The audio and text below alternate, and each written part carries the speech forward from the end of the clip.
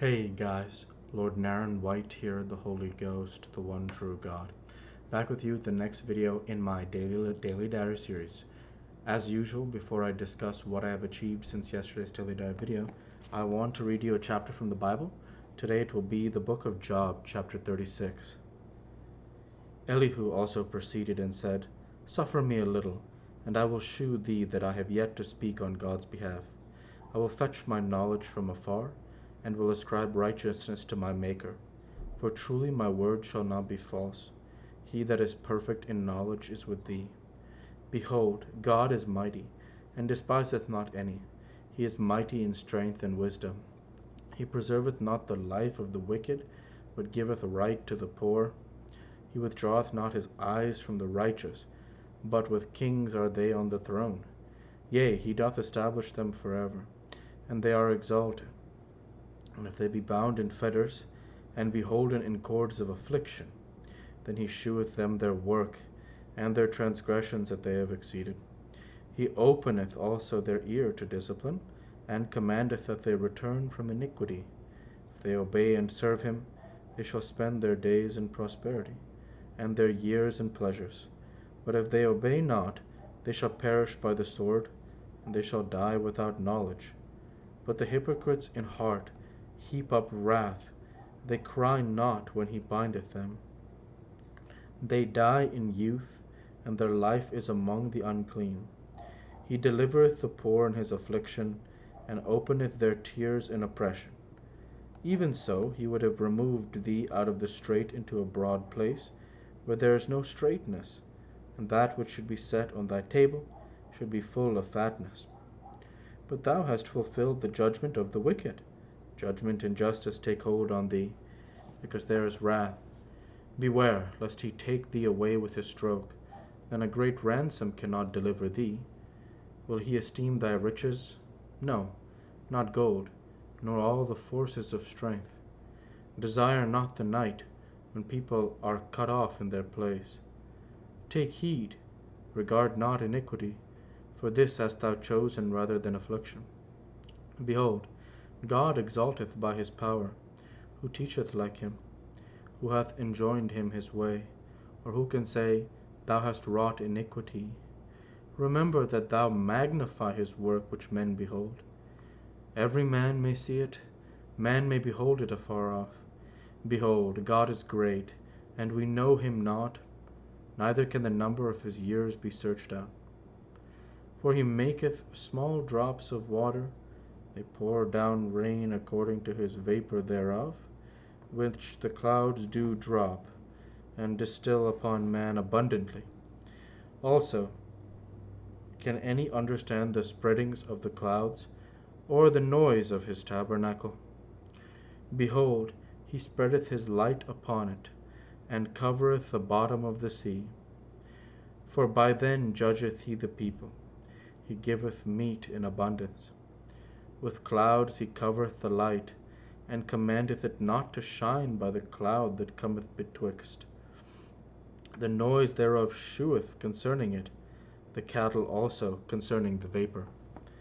The word of the Lord. Thanks be to God. I don't want to offer any analysis of Elihu, only because like Job's friends basically they don't believe that Job is innocent basically. Like they still believe that he is suffering because of sin, but actually God himself views Job as perfect, a man who fears God and eschews evil. So I'm very excited to read the upcoming chapters. There are 42 chapters in Job. This is chapter 46, and so we'll get a conclusion to Job's arc, and that'll be really exciting.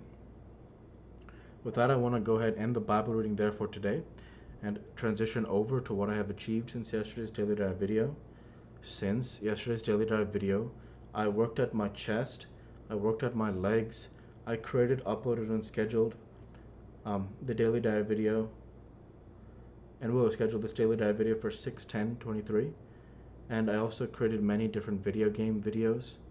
And with no further achievements since yesterday's Daily Dive video, I want to go ahead and discuss the debt ceiling deal that was recently passed. So if you're watching this, 30 years from now, this was a not I wouldn't say like monumental event, because everybody expected that the debt ceiling would pass. They're basically like the United States government was close to reaching the debt ceiling, and if they had done so, it would have been really bad for the dollar, the government, the finances of this nation, etc. And ultimately, the Democrats and the Republicans, they got together and they made a deal, and President Biden announced that deal earlier today. And so, actually, well, I should say that not today, excuse me, a few days ago, and um, as of the time of the release of this video. And I wanted to comment on that because of the fact that um, I think that that's something that when we look back at this country, the history of this country, from a socioeconomic perspective, and from a macroeconomic perspective, I would say that one of the great things that President Biden has done is he has started to reduce the national debt. And during the Trump administration, in the 4 years prior, the national debt grew by $8 trillion. And I did vote for President Trump, and if President Trump wins the Republican primary, I intend to vote for him again, because he espouses many of the values I believe in, such as being pro-life.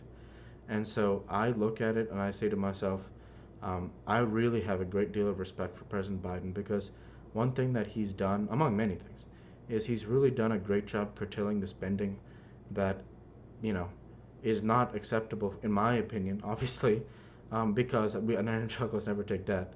So the idea is they curtail the spending, and I thought that they did a great job with that because of the fact that um, it means that future generations will not have to pay the price for the mistakes of this generation. And no, I won't specifically say Congress or leadership or anything like that, just in general. Not pointing the finger at anybody, because the politicians, they do a great job. It's more that you don't want to be the people that pass the buck down to your children, like, here's all this debt, like, go take care of it. So that's why I was really proud of President Biden, because over his first 2 years, I think that they cut the national debt by like $1.8 trillion or something. And I think over the next two, he intends to cut the national debt by $1 trillion. So, like, reducing the debt is an excellent idea. And I think that that's one of the things that actually makes it pretty hard to not want to vote for President Biden, because he's really such a great and honorable man. And he's really become like one of my role models, like, in the sense that, like, he's a really great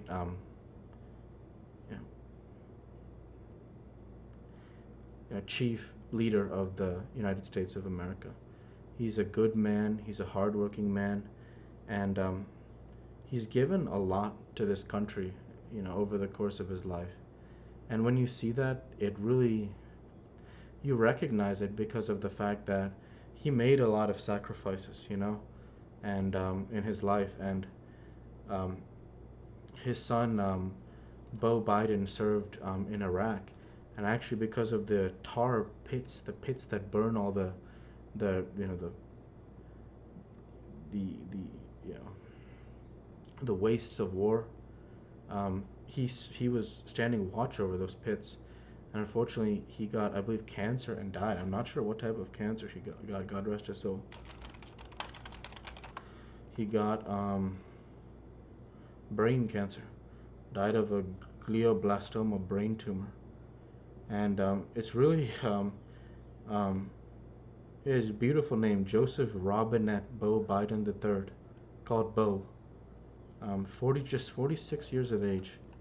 And so that's what I mean by President Biden. I really see him as a great man, and I'm thankful for everything he's done for this country.